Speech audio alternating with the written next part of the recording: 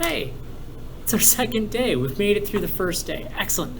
So, yesterday we took a look at bridge thickness and bridge strength, and we discovered that the bridge thickness versus the strength of the bridge is roughly linear. It's not perfect because, in an experiment we're not going to get perfect results. Well, what happens if we now have a graph showing the relationship between bridge length and the strength of the bridge? I see you can see bridge length behind me right there. So instead of using our full 11-inch piece of paper, we are going to create more bridges, but this time we're going to cut them down to smaller spans. So right here I took the liberty of making a really super cool 7-inch bridge. But what's going to happen to the thickness of this, or the strength of this bridge, now that it's shorter? Do you think it's going to be stronger or weaker than our 11-inch one-thickness bridge? I'm pausing for you to think about it. Stronger or weaker? Okay, so you have your hypothesis. We're going to test that hypothesis. So again, we have a 7-inch bridge with fins that are 1 inch tall, and we are going to put that bridge on our, you can't see that, can you?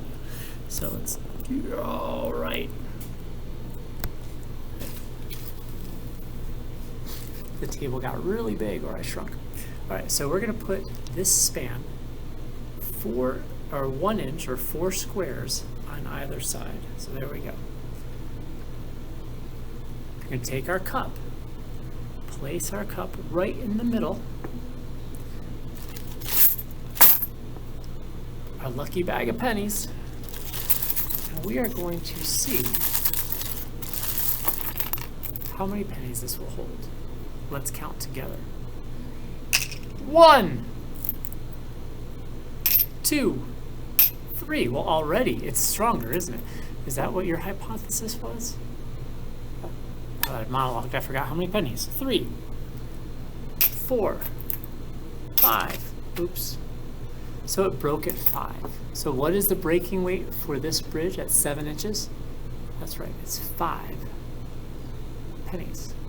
So what am I going to do? Wait a second. Do you smell that?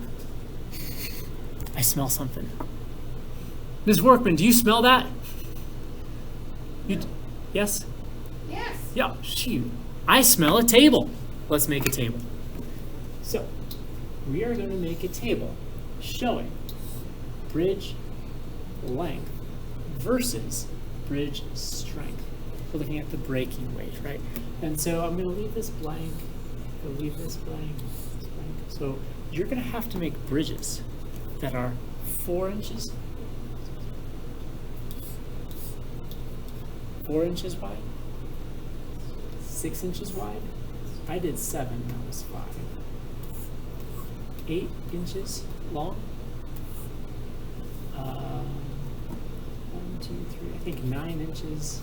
And we have our 11 inch that broke at 2. So, why did we leave these blank? Here's why. If we have a bridge, oh, sad bridge is all twisted. If we have a bridge that is less than 4 inches, 1 inch on either side, that means a 2-inch span, eventually our cups will be touching the edge. So it's tough to test unless you can get the pennies to drop and land on their edge. That'd be super cool.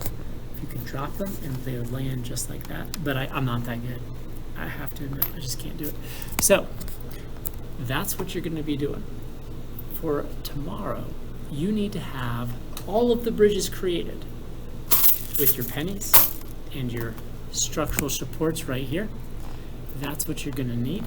Now, just to double check. So, 2 books, same height, we got that. Small paper cup, I use plastic, whatever. 50 pennies, well, I only use 5, but I'm guessing that the smaller that bridge is, a lot more pennies. And so let's see, There we go. Should tell us the specifics. Let's go with what we got here. So I want to bridge this 4, 6, 8, 9. You don't need to do the 11 because we already did that yesterday. All right. So you need to make 1, 2, 3, 4 bridges. Accuracy matters. You need to have them ready for school tomorrow. All right. Have a good night. Make sure you get your ACE homework done, and I'll see you tomorrow morning. Okay, one class, I'll see you in the afternoon.